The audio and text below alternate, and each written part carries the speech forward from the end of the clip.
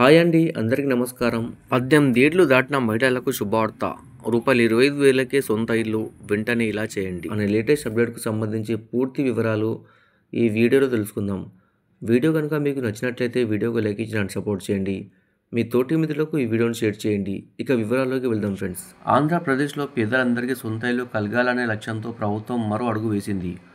ముఖ్యంగా 18 సంవత్సరాలు దాటిన మహిళలకు ఇల్లు కేటాయించేందుకు కడప మున్సిపల్ కార్పొరేషన్ పరిధిలో భారీ ప్రణాళికను సిద్ధం చేసింది. టిడ్కో ద్వారా నిర్మించిన G+3 నమూనా ఇళ్లను అర్హులైన మహిళలకు కేటాయించనున్నట్లు మున్సిపల్ కమిషనర్ మనోజ్ రెడ్డి తెలిపారు. ప్రధానమంత్రి ఆవాస్ యోజన కింద సదుపాయం. ఈ పథకం కేంద్ర ప్రభుత్వం అమలు చేస్తున్న ప్రధానమంత్రి ఆవాస్ యోజన భాగంగా రాష్ట్ర ప్రభుత్వం చేపట్టింది. పేదలకు సొంత ఇల్లు కల్పించడమే లక్ష్యం. ఈ పథకం కింద కడప నగరంలోని శ్రీలక్ష్మి నగర్ ఫేజ్ 1, చల్మారెడ్డిపల్లి ఫేజ్ 2 ప్రాంతాల్లో 300, 365, 430 చదరపు అడుగుల విస్తీర్ణంలో ఇళ్లు నిర్మించారు. ధరలు, సబ్సిడీలు ఇలా ఉన్నాయి. 300 చదరపు అడుగుల ఇల్లు ప్రభుత్వం ఉచితంగా కేటాయించనుంది. 365 చదరపు అడుగుల ఇల్లు మొత్తం వ్యయం 7,55,000. కేంద్రం నుంచి 1.5 లక్షల సబ్సిడీ, రాష్ట్రం నుంచి 2.65 లక్షల సబ్సిడీ, మిగిలిన 3.15 లక్షలు బ్యాంకు రుణం. లబ్ధిదారు ముందుగా 25,000 కట్టాలి.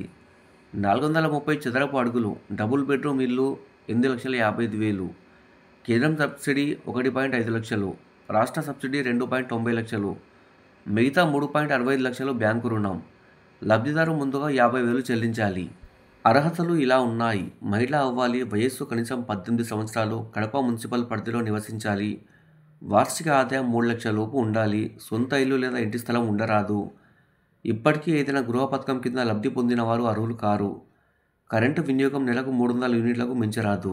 అర్హులైన మహిళలు నవంబర్ 25వ తేదీలోపు కడప మున్సిపల్ ప్రణాళికా విభాగంలో దరఖాస్తు సమర్పించుకోవాలని అధికారులు సూచించారు. ఈ అవకాశాన్ని వినియోగించుకోవాలని పేద మహిళలను ప్రభుత్వం పిలుపునిచ్చింది.